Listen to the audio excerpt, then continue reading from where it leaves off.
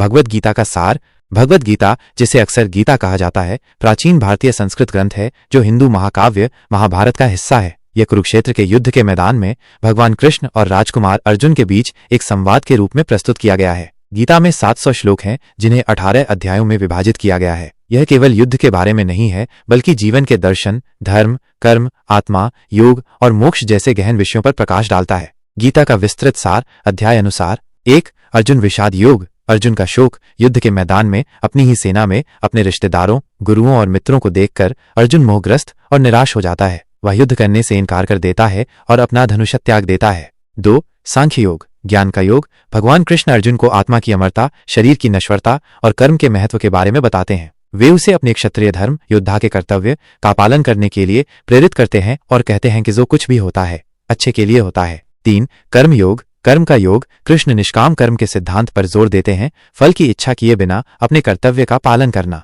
वे कहते हैं कि कर्म बंधन का कारणन हीन बनताए दिवसे आसक्ति रहित होकर किया जाए। 4. ज्ञान कर्म संन्यास योग, ज्ञान, कर्म और त्याग का योग। भगवान ज्ञान और कर्म के सही स्वरूप को स्पष्ट करते हैं। वे बताते हैं कि जब धर्म की हानि होती है और धर्म बढ़ता है, तब वे धर्म की स्थापना के लिए अवतार लेते हैं। 5. संन्यास योग, त्याग का योग। इस अध्याय में कर्म योग और संन्यास के बीच संबंध बताया गया है। कृष्ण कहते हैं कि जो व्यक्ति अपने सभी कर्मों को भगवान को समर्पित करता है और फल की आसक्ति से मुक्त रहता है, वही सच्चा त्यागी है। 6. ध्यान योग, ध्यान का योग। मन को नियंत्रित करने और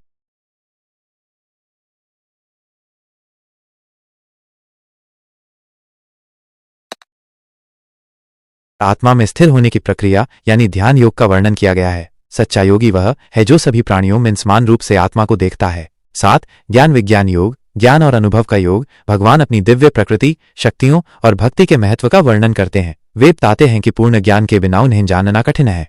8. अक्षर ब्रह्म योग, अविनाशी ब्रह्म का योग। इस अध्याय में ब्रह्म, परम वास्तविकता, आत्मा और मृत्यु के समय भगवान का स्मरण करने के महत्व पर चर्चा की गई है। 9. राजविद्या, राजगुह्य योग, राजविद्या और राज रहस्य का योग। इसे गीता के सबसे महत्वपूर्ण अध्यायों में से एक माना जाता है। कृष्ण बताते हैं कि वे सभी कारणों के कारण हैं और जो कोई भी भक्ति के साथ उनकी शरण लेता है उसे वे स्वीकार करते हैं। 10. विभूति योग, दिव्य अभिव्यक्तियों का योग। भगवान अपनी प्रमुख विभूतियों या दिव्य अभिव्यक्तियों का वर्णन करते हैं, जैसे कि मैं नदियों में गंगा हूँ, पर्वतों में हिमालय हूँ, ऋषियों में नारद हूँ। 11. विश्वरूप दर्शन योग, विश्वरूप का दर्शन। कृष्ण अर्जुन को अपना विराट रूप दिखाते हैं जिसमें संपूर्ण ब्रह्मांड समाहित है। इस अद्भुत और भयभीत करने वाले दृश्य को देखकर अर्जुन विस्मय से भर जाता है।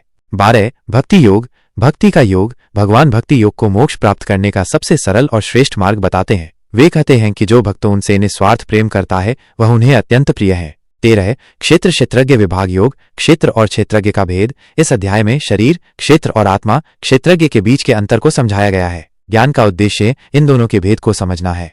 14. गुणत्रय विभाग योग, 3 गुणों का विभाग। प्रकृति के 3 गुण, सत्व, रजस, जुनून और तमस, अज्ञान और उनका मानव स्वभाव पर प्रभाव का वर्णन किया गया है। 15. पुरुषोत्तम योग, परम पुरुष का योग। भगवान स्वयं को पुरुषोत्तम, सर्वोच्च प्राणी के रूप में बताते हैं और संसार को एक उल्टे अश्वत्थ वृक्ष के रूप में वर्णित करते हैं जिसकी जड़ें ऊपर और शाखाएं नीचे हैं। 16. दैवासुर संपद विभाग योग, दैवीय और आसुरी संपदा का विभाग। इस अध्याय में दैवीय, सद्गुणी और आसुरी दुर्गुणी स्वभावों के बीच अंतर बताया गया है।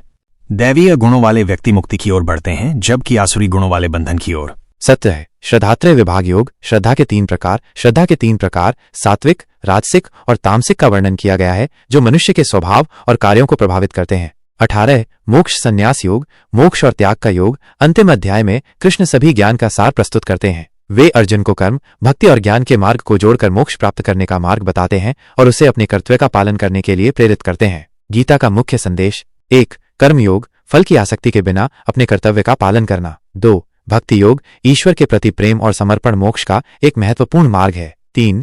ज्ञान योग, आत्मा और परमात्मा के स्वरूप का ज्ञान प्राप्त करना मुक्ति की ओर ले जाता है। 4. आत्मा की अमरता, आत्मा शाश्वत है और मृत्यु केवल शरीर का अंत है। 5. धर्म का पालन, अपने निर्धारित कर्तव्यों का निष्ठा से पालन करना महत्वपूर्ण है। 6. समत्व, सुख दुख, लाभ हानि में समान भाव रखना। 7. परमात्मा की सर्वव्यापकता, ईश्वर सभी जीवों और वस्तुओं में विद्यमान है। भगवद गीता न केवल एक धार्मिक ग्रंथ है, बल्कि ये जीवन के हर पहलू पर मार्गदर्शन प्रदान करने वाला एक दार्शनिक ग्रंथ भी है। यह आज भी लाखों लोगों को प्रेरणा देता है और जीवन के गूढ़ रहस्यों को समझने में मदद करता है।